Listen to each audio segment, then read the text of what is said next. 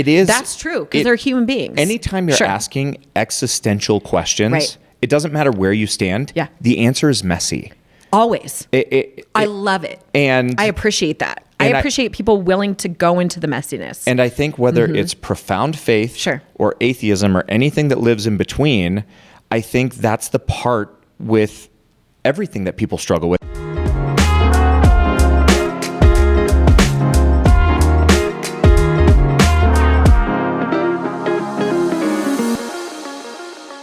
Welcome to this week's episode of Teaching Keating. There Yes, we'd like to talk to you today about our Lord and Savior, Jesus Christ. I'm so nervous to talk about this topic. Why? Because it's repellent for so many people. Yeah, I think you have a lot of nerves and just fear and I was going to say craziness. I am a bundle of both of those things right now. I'm a bundle of nerves and fear. And just pent up all this stuff. And I don't feel like that at all. I just feel like, okay, let's talk about it. I know. It's our podcast. Why would we not talk about it? It's ever present in our life. But Molly is... We're going to talk about religion today. Yes. Everybody. But kind of loosely. It's just in terms of like asking questions and sort of kind of our backgrounds and why we have chosen... to be religious and why we're raising our children in organized religion. And but it's, we were talking about it before the podcast started because it's ever present, you know, like things with the Pope have been kind of dicey lately.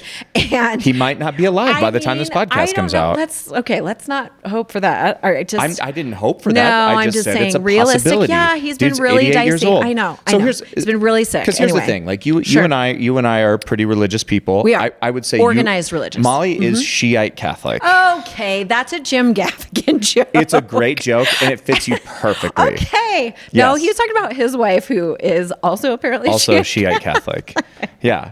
It's a great joke and true to like talk about religious people. I don't think I'm see that of myself, but you think that. I don't think I'm less devout than you are. Sure. What am I? What do you mean? What are you? What am I? Because I'm not less devout than you are, but I'm just way less public about this. This is a thing that I like to show and not tell. Sure. And this is a thing you like to show and tell. I think it's why I'm so nervous about this. Oh, okay. Yeah. Yeah. I think we were just raised perspective wise, like a little differently in the way, not dogmatically, but in the way that is executed in our life. And so I think you just have a less... I don't think it's as different as you think. Okay. Maybe you're less comfortable with it than I am. It just like I heard Bradley Cooper say this one time and it really resonated with me. He was just like, I'm a Catholic in my bones. Like it runs through my veins. And that's resonates with me in terms of like just the way I see the world. But I also, like it is the lens and the eyes through which I view everything in our life. I view my parenting, I view my marriage, I view what is happening in the world. It is the lens through which I see everything. And so because that is the case, I think I'm probably a little bit more vocal about it, but I am more curious about it. Like I would say I have varying degrees of friends from all different backgrounds and religions. Like one of my dearest friends is Jewish and we have a lot of commonalities and overlap. And I think even anymore, I have, I dated a lot of people who were all over the spectrum in terms of their religious sensibilities. Most of our friends do not share the same belief system we share. No, I would say that's part of the reason I want to talk about it. Because I would say the majority of people that are in our life, I would even say family-wise, are in varying degrees. Totally. And don't. I would say we're probably more on the I don't like the word conservative. That's not what I mean. But I would say in the more devout end of the spectrum in terms of consistency and behaviors as relating to religion in comparison to some of our other, I don't know, just evangelical, friends or varying degrees of what, faith life that people in our circle have. Our friend group ranges across the spectrum. From nothing to relatively devout to... I would say my friends I have on the spectrum that are in varying degrees of orthodoxy of Catholicism. So that just means not more devout, but relatively varying degrees of devoutness. See, I That's not a disagree word. with that. Just because Okay. you're more conservative and more orthodox, They're not I don't think that conservative. quantifies as more devout. Sure, they're not conservative. I would say their behaviors and life is a little bit more regimented in terms of their faith life. How do you define Sure. devout?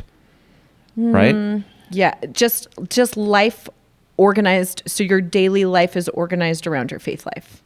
Okay. That to me is a devout person in any religion, right? Like if I'm thinking about an Orthodox Jew, I would say, you know, their behavior, their dress, their everything is organized around their belief system. That to me is Orthodox. That's devout. But I feel Sure. like those are things that are outward facing, because I think there's Sure. people who would describe themselves as devout because the outward facing things are all in order, but like at their core, like totally. there's a rottenness. Sure, and this is one of the things we've talked about too. And I think this is it's my least favorite version of people who describe themselves as devout.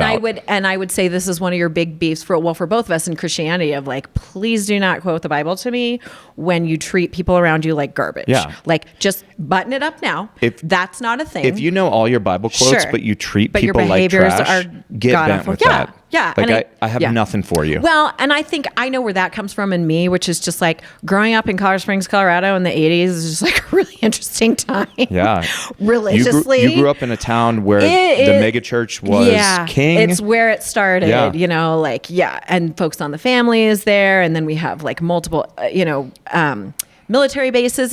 It's kind of a goofy town in general, but very, very religious oriented, evangelical, whatever. And so I think I grew up sort of like a little sheltered Catholic do, but then got to high school and had some different, not necessarily negative experiences, but definitely some sort of targeted experiences about people's misunderstanding around belief systems and letting me know that. And that was very off-putting to me. I just wasn't interested in that at all. But I appreciate the exposure, because I like that we have friends from across, like of course. we have LDS friends, Yeah. like we have Jewish friends, Yeah. like we have evangelical friends, Yeah. we have atheist friends. Yeah. Like we do. I like that. I do too. I think it brings interesting perspective. We love who we love, and we're not.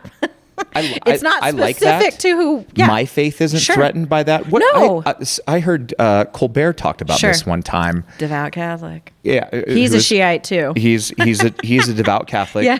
And somebody, I think it was like Ricky Gervais or something. Sure. Who's an atheist. Who is a Staunch. Staunch Sure. atheist. Thank you. That's the word I was looking for. Yeah. And they were just talking. They were going back and forth on Sure. sort of like the merits of having a belief system, like Judeo-Christian, whatever it may be, and then not. Right. And I would argue atheism is a belief system in and of itself. it absolutely is. Sure. Yes. Because there are certain tenets, there are certain things you adhere to. So it's not organized religion, but it does have a lot of things that you adhere to in terms of belief systems. Yes. So that would categorize one of the it for things me. he said Sure. that I loved, and I want to preface all the conversation that we have today about this, is Sure. like, he said at one point in time, he was like, hey, this is my belief system. Sure. Like, this is my faith.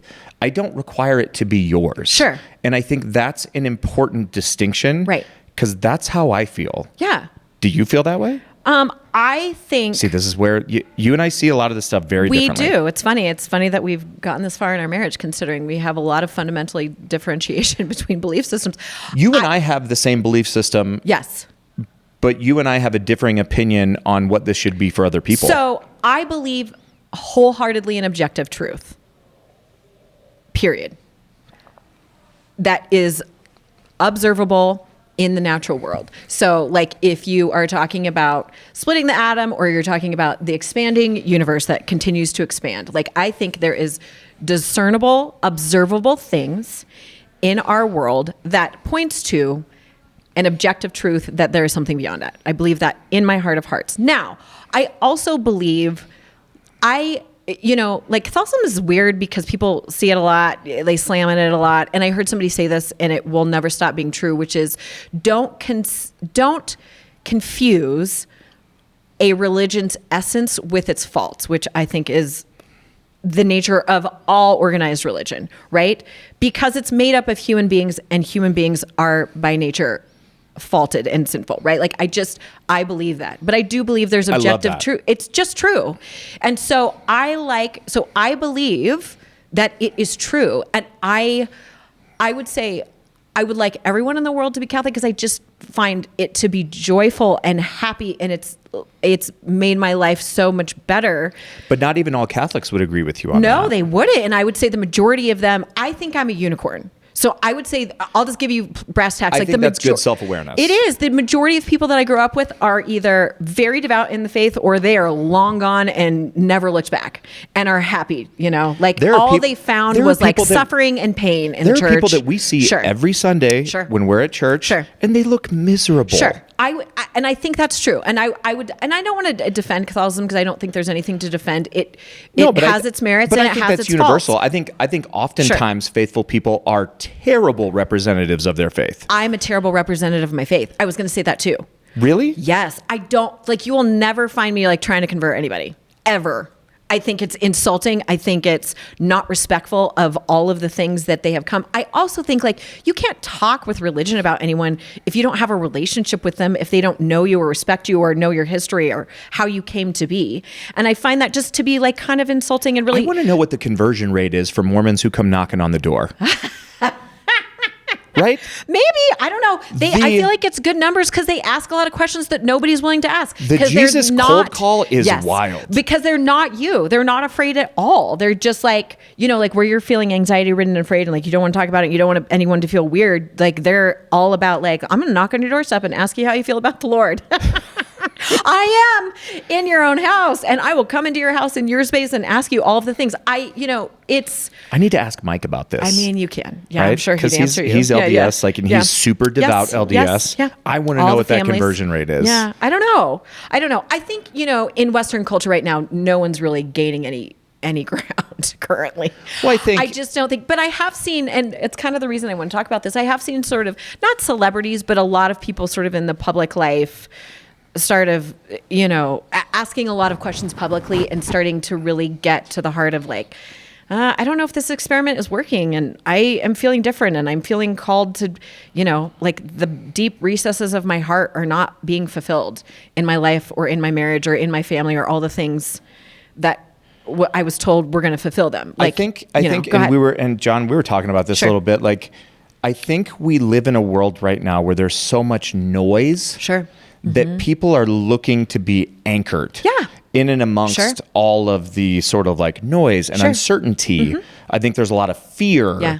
And so I think what we've seen is there's been this really interesting, people who don't have a faith or a belief system have gravitated more towards that. Yeah. And people who even might have had sort of a minor or loose faith have drifted more towards, because I do think people are looking to be anchored in something. Well, and I kind of want to dispel, I wanted to talk about it with you because I just really want to dispel the fact that organized religion is for people who are overly simplistic or don't think through things or don't, I was a little bit defensive on that just because I think, well, okay, there's 8 billion plus however many people on the planet right now and 1.2 billion of them are Catholic. I don't think that I'm intellectually superior to 1.2 billion people. I just don't. And so I also don't think that the 1.2 billion are intellectually superior to everyone else. I'm not saying that. I'm saying there's reasons for people to have a belief system that isn't overly simplistic or makes them weak or makes them globbing on to things because, to your point, they're feeling fearful or untethered or, there's a lot of space with that. And I would just say that that's not been my experience in the church at all. My experience has been people who have been really intellectually, probably some of the smartest people I've ever met in my life are theologians or whatever. If you've heard Bishop Robert Barron, that is true. There's just really whip smart people who have had a lot, and I'm not saying formal schooling, although they have had a lot of formal, education in philosophy and theology and all of the different things, but just really smart people asking really hard questions, asking, struggling with the things in daily life, but aren't afraid to turn away from things that are messy or things that aren't, PC to say, or all of those things. I love that. I love the messiness. And I've had a lot of people who are really crappy, in religious life and who, have been rude and aren't representative of Christ at all. And it is, that's true because they're human beings. Anytime you're asking existential questions, it doesn't matter where you stand. Yeah. The answer is messy. Always. I love it. And I appreciate that. I appreciate people willing to go into the messiness. And I think whether it's profound faith Sure. or atheism or anything that lives in between, I think that's the part with everything that people struggle with Sure. is the mess of not being able to answer the question with a degree of certainty that we all want to answer this question And with. I think that probably, if I'm being really honest, was probably some of my aversion in my youth to anything that was like propagandistic or like overly simplistic. So that was like sort of my, my first experiences with different evangelicals in some way. It's just like that, I appreciate the certainty that you have. I just think it's overly simplistic and not really well thought out. Or everyone's wrestling with the same questions, right? Yeah. Where do we come from and what happens when we die? Sure. And did you see Pete Holmes did a really interesting bit? You've told me this. I've seen it. Yeah, you showed me. I think it's great. About I think the it's universe. Great. Yeah. And it's just like... It's good. Yeah. And he's relatively religious, I think. He grew up super religious. Sure. And I'm gonna butcher his bit, but it's basically along the lines of like, hey, people who are faithful believe that like, where do we come from? We come from God. Like, what happens when we die? Like, we return to God. Right. And he was like, atheists. Like, if you ask an atheist where do they come from, the answer is nothing. And what happens when you die? Nothing. Oh, so you mean you come from this place of nothing and then you return to your creator? Like, it's not so many of these faith systems and belief systems they're not far off from one another. Right. But at the same time, there's just fundamental disagreement around what or who is God. Right. Well, I mean, yes and no. Like you can say that, but also we're in a world conflict right now where people are fighting over that very thing and have been continually, not recently, but throughout history. It's an ongoing conflict. It's really flared a lot in recent years, but I'm just saying like God and money are the cause of almost every global conflict that exists. So I wanted to talk about it just because I'd be like, people hold it dear. It's like the most important thing. And we're seeing things play out in the world that is suffering happening because their convictions are so strong. And I think I'd be remiss to not talk about why people have their convictions. I think the other thing too is that I just really want to like stress, I would say, at least in my experience, the majority of people who I find who don't appreciate organized religion or have never entered in have some sort of suffering and or wound about someone that they experienced who was religious and then damaged them. Sure. And I that is true of me. I don't know if it's true of you. I don't think so. I think you kind of came through sort of relatively unscathed. I have a lot of damage around religious people being not only persecution, just like being not kind, being horrible and being really, I don't have that. I know. And so I think it's miraculous that I am still on this side of it. I think it's probably the reason why I'm a little bit more entrenched than maybe you. I think that's probably fair. Like you had to dig in. I had to dig in. I really had to be, I was tested. And so I really had to be like, oh, do I really? Right. What do I actually think about this? Is this from my parents or is this me? And, and I look at the threads like in my life about things that have sort of shown up for me religiously. Like, I don't know if I ever told you this. I used to ask to go to the bathroom in my Catholic school and then I would sneak into the church and just like sit for a couple minutes. Like I would do all the time. You've never told me that, and it surprises me 0%. Okay, I thought for sure I would have told you that. So Molly, I used to just like sneak in. And I was afraid of the dark as a kid, like really afraid of the dark. Like I had to, like for a long time, probably more than was age appropriate. And the church would be like pitch black, not pitch black. I mean, there was light because there was windows and stuff. Yeah. But it was dark. There was nobody in there, and I was never afraid ever. And I wasn't gone for like a long time. I would just like sit in, like if it was like a rough day or something, I would just like I need to go to the bathroom, and then I just go like sit in the church for like a couple minutes. Like I'm sure my teacher was like, what the hell is she doing? Just like screwing around. But I just would like sit there. I just needed a minute. It was completely silent. It was so beautiful. And I just remember that like it has stayed with me.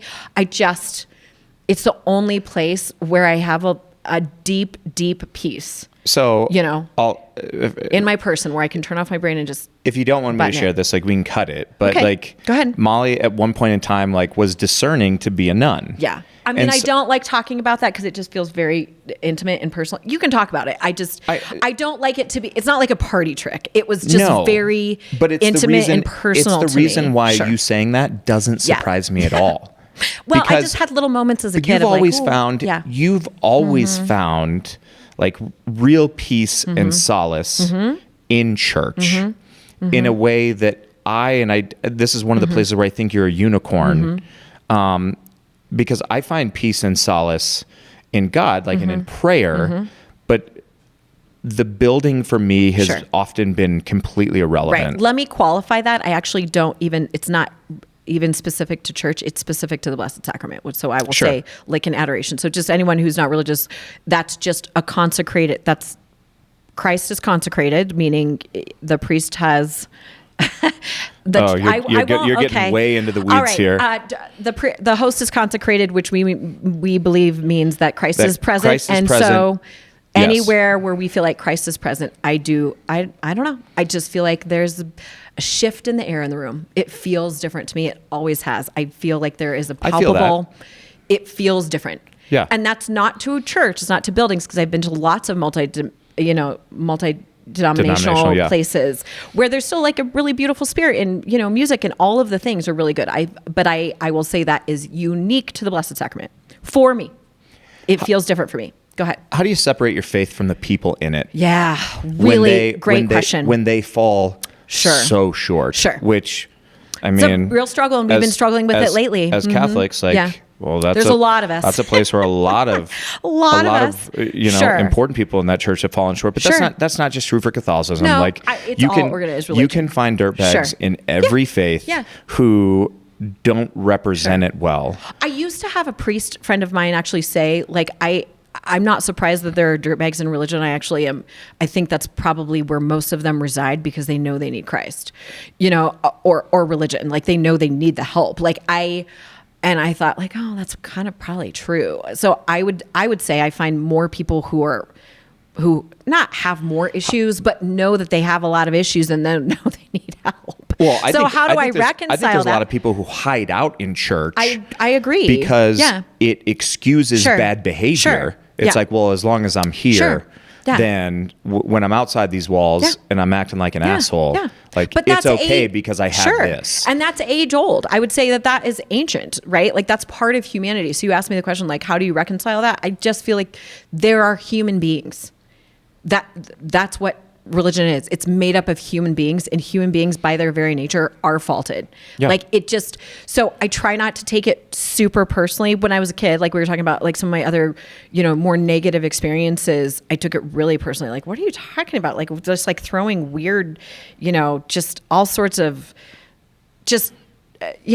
bad information at me, like not sound, not true, but they throw it as if it's gospel truth. And I was like, that's not really true, or is it a thing, or that's complete misunderstanding, or it's a perversion of like the actual teaching, or whatever it was. And I struggled with that. That was I took it very personally. I was like, why would they hate on this church? And then there's a lot of messed up people in religion. There just is, but there's messed up people in, like, here's the thing, like. So I just know that there's messed up people in the religion, and I pray that there's more good people than there are bad people. Yes. And that's just true of my life. I pray, it's my constant prayer for my children. I pray that there are more good people that feed them in their life than there are negative people who are going to take away and try to crush their spirit. Anywhere, whether it's teachers, whether it's, people of faith, whether it's, parents or friends or any of that. I always want, that the numbers to be more skewed towards positive than negative. That's just true. And I think it's important to recognize, like, if your barometer is perfection, you're going to be disappointed everywhere. Yeah. Because I love being Catholic. There's bad Catholics. Yeah. I love teaching, but there's bad teachers. I love coaching, but there's bad coaches, right? So it's in every facet of life. Yeah. I would say, and it's just a caveat. You asked me, like, how do I reconcile the bad people? I really, and this is not true from my childhood, but definitely in adulthood, I've found more people who have just redeemed the faith in my life and in my heart than I have had negative experiences. And that's not to say that I haven't had negative experiences in adulthood. I have, particularly with religious people. I just have also had more profoundly positive experiences. We just have beautiful people in our life who are faithful, who are devout, who love their faith and live it to the utmost. And it's strange for me, like one of the things, like, how did you make it through, like, Catholicism and still believing? I really think, So I was a child of the 80s and 90s. John Paul II was pivotal for me. I would say anyone who's still in the church, I would argue that he was pivotal for most of those people. And I just would say, like, when you've ever experienced someone who's actually really holy, it's weird. It's like a shift, you know, and I would say that's true for all religions. But I was, you know, blessed enough to be able to sort of encounter John Paul II a couple of times in my life in person, and it shifts people. This is gonna make me cry. I don't want to cry about it. It's a really profound interior shift that I am grateful for, that, you know, shifts your world. And that's why I think everyone should be religious. Like, it's the shift in your heart and in your world that is so profound that I would like everyone to experience, because I think it's so beautiful. So I would say that is when I think when we were in Rome in 2018 and we saw the current Pope, you know, and we were able to be with him, I was just like, oh, he's a really beautiful man. He's a holy man, whether you agree with everything that comes out of his mouth or not. Which you don't. I don't. Yeah. Yeah. But I love that you had, that's okay. Yeah. I love that you had that experience. Yeah. And I just get so sad for people whose experience has been the opposite of that. Because just in the same way Turn that, you like, away. meeting Sure. really devout and holy people can have such a profound positive impact. When you meet people who are poisonous in their faith, it's repellent. Yeah. And I think complete repellent. And I think there's a lot of people who have experienced that. I would say probably more than would be willing to admit it. Yeah. Yeah. I mean, one of my very best friends, is not a religious or faithful person because of his experience as a child in sort of like the hellfire and brimstone version of that. And I would say a lot of people have had those experiences. And of course they don't want to give that to their kids. Not other Christianity, like very like complete aversion. Yeah. Yes. Let me ask this question. Oh, okay. Am I saying what you think I was going to say about this? Totally. Are you feeling still anxiety ridden, or are you feeling okay? No, I feel good. Okay, good. You don't feel like I'm being overly contrite, do you? No, I hope not. I don't think you, I just don't want you to, because sometimes you play the devil's advocate, but I don't want to be a misnomer to other people, because you actually are very faithful and have a lot of hope. I'm a super faithful and devout person. And you're very, very prayerful, like hopeful man. So I'm not saying that you're not portraying that. And that's not just when my ass is in the pew. I know. It's like you do live your life when that I get way. in my cold tub, like I'm praying. You do live your life that way. I'm trying to do is walk the walk. Yes. I think that's what I would hope that's the majority of people. I think there's too many people out there trying to talk the talk and be persuasive. Sure. And I think the most persuasive thing that you can do just behaviors as a devout believer is walk it. It's only your behaviors. Walk it. And if people see it in you and it draws them, then great. Sure. But they can be curious. But that's not. I'll ask you about it. That's not. But you don't have to tell them. It's not the main event for me. Yeah. My main event is to live the life that aligns with my faith. Sure. And I think that's how you live everything, whether that's your coaching or your teaching or everything else. That is the thread that runs through everything. You're a very show, don't tell kind of person. Yeah. Great. I think most people should be like that. Go ahead. What was your question? Does morality require God? No.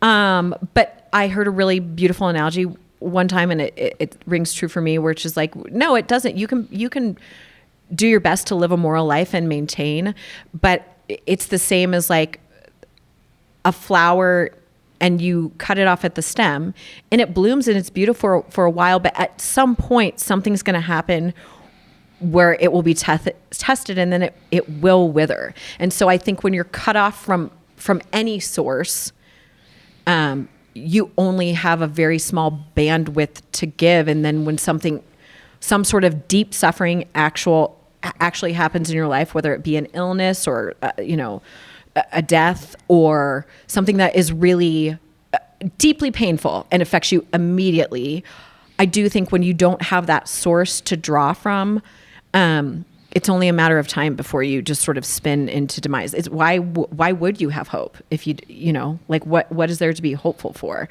if there's not anything beyond that, And I don't think that's a simplistic understanding. I just have found that to be true in my life. And because the suffering is going to happen, so we talked about what's the age old question, how do you reconcile evil and suffering? It's like, well, human beings are are imperfect. And there are things of this world, like, you know, you make micro choices and micro choices and micro choices. And like, no one wakes up in the morning like, oh, I'm going to be evil. They make a bunch of little micro decisions over time. And, you know, the road to hell is paved with good intentions. You don't think that you're going that way. You know, you think like, oh, I haven't murdered someone. I haven't. But I think it's a constant adherence to just the admittance that every person has in them the capacity for goodness or otherwise. Sure. And I think to not think that that's in you is a little, I think that's simplistic. Yeah. That you're somehow just going to make it on your own and your will overcome everything that's really painful that you're ever going to experience in life. I just don't think that's true. I don't think we have that in humanity. Yeah. I don't think we have that capability. Go ahead. I agree. I don't think morality requires God. Right. Because I mean, we know moral people that don't believe in God. Of course. Sure. And we know in like people who claim to be incredibly faithful who don't seem to have any morality. Right. I think purpose does. Sure. I think purpose does. Because if you're looking for purpose entirely in self. Sure. Yeah. Or in work. Right. I think that's a place where a lot of people feel like unanchored, untethered, unfulfilled. Sure. And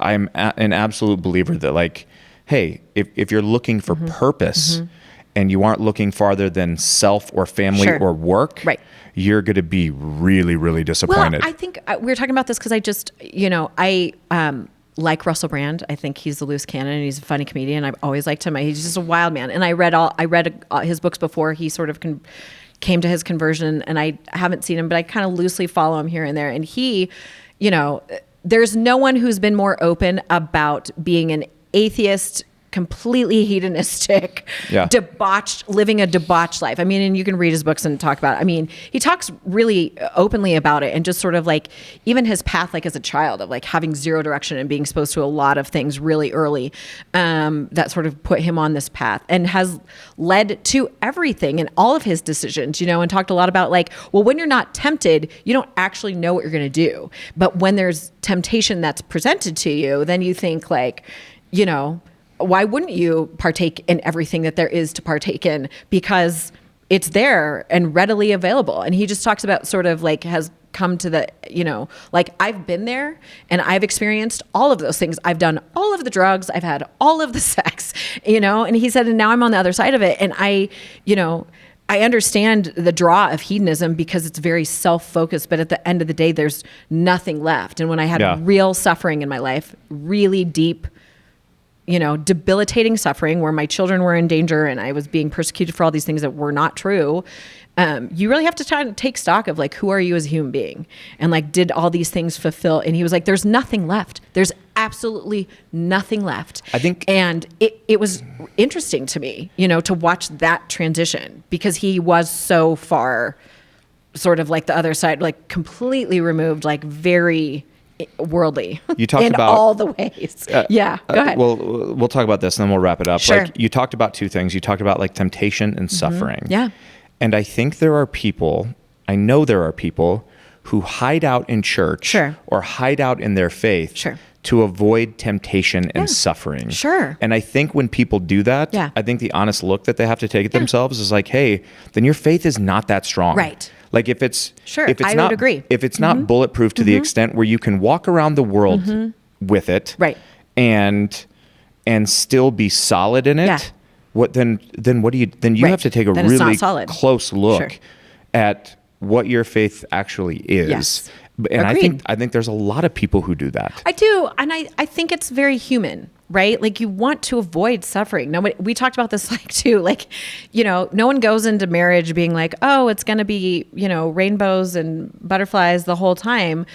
And I think you have sort of like rose-colored glasses on because that's a really beautiful perception, but marriage without a love story is just suffering. You would never go into it. It is. That's not me. That's somebody else. It is. You would never readily agree to things if you knew where they were coming. I hear my mom talk about this a lot. Like, well, if I knew that was going to happen, I just wouldn't have done it. Well, like no one would. No one would say yes. No one would say yes to the suffering that is to come. So to your point, like I do feel, you know, see that as well, that there are people that are kind of just like, waiting it out and kind of hiding out because it's scary in the world. It's scary out here. There's a lot. It's a mess. There's a lot going on currently. It's scary. And so it does feel safe to sort of like shrink back and shrink away and do things that you feel like, you know, at least the illusion of control, or that you're putting your energy in something that is really focused. And so in that sense, I understand it. But to your point, I totally agree. It's not super solid. I think you don't, No. I think it's not actually having trust in the God that you believe in. And sometimes that just, it's very difficult. I mean, it's easy to say, and it's very difficult. I fail all the time. It's why I'm not a good representation of the faith. I just don't think I am. You know, I yell at my kids all the time. I use a lot of profanity. I'm not a beacon of like, oh, you should be doing this. But like, I think that's don't all look fool's at me. gold. I think that is faith fool's gold. This notion that I know it is. I don't live it like that. I you're understand that. Walking it with me. I understand that. But I think a lot of people create this false metric around what it means to be faithful or religious. And it's like, because that's easy. Yeah, because it's like if you're counting profanities, or if you're counting like, oh, like how that's not my way to heaven. How falsely sweet can I be to people in my life? Like that's all just bullshit. It is. I agree. That's all. It's not authentic. No. There's only one way to live it, and it's 100% honest with yourself and honest with every other person in your life. 100% authentic. There's the only way to do it. Yeah. I'll end with it. Like, I do think this life is a gift, and I think it comes from somewhere. Yeah. Right. I'm not inclined to think it comes from nothing. Right. I'm not inclined to think that it means nothing. I think life is a gift, and I think it comes from somewhere. It's why I'm faithful. And I choose to put my faith in God. Yeah. Right. Like, and it's why I wake up so happy every day. Because I'm like, man. You do wake up happy. Man. Yeah. You gave me another one of these. Yeah. This is freaking awesome. Well, and I think it's just it's perspective, right? And I'll close with this. It's the difference of looking at your life as gift instead of burden. Yeah. Right? The burdens are going to come no matter what. Yeah. But if you turn it on its head and look at it as opportunity and gift to learn, no one's entering into suffering because they want it. But if there's opportunity there to be selfless instead of selfish, to your previous point, you know, all the suffering that is selfish, whether it's self-indulgent, self-destructive, whatever, it's all still focused on you. It's inward. And I think when you look outward and you see like the pure gift that is life, that is the universe, that is, little kids, that is our beautiful state. I mean, it sounds ridiculous, but creation, it's amazing. It's nothing but gift. And when you see it like that, no one welcomes suffering, but I think you take that also on as like, okay, how can this be used to transform anything in your life for the better? And I just think that that's true for all human beings, not just me. Suffering that isn't transformed is transferred. Transmitted, yeah. Transmitted. That's not ours either. But yeah, no. I think that's the Father Mike Schmitz. But yes, it's true. It's really good. It's really good. Yeah. Well, whatever. All right. Whatever the faith is, like, I hope you represent it. Not that. Whatever the faith is, I hope you represent it well. I hope so too. It's all we're trying to do is represent it well. That'll do it for this week's episode of Teaching Keating. As always, you can find us anywhere podcasts are listened to. Like, subscribe. Do what you do. You can find me next week in South Carolina in classrooms. Should be so nice. Where I love to be, working with teachers, being with kids. Molly, where can we find you? You're going to find me at the Lenten Fish Fry because it's Lent. You know where you'll find me. And you can't eat meat on Fridays. Yeah, we did.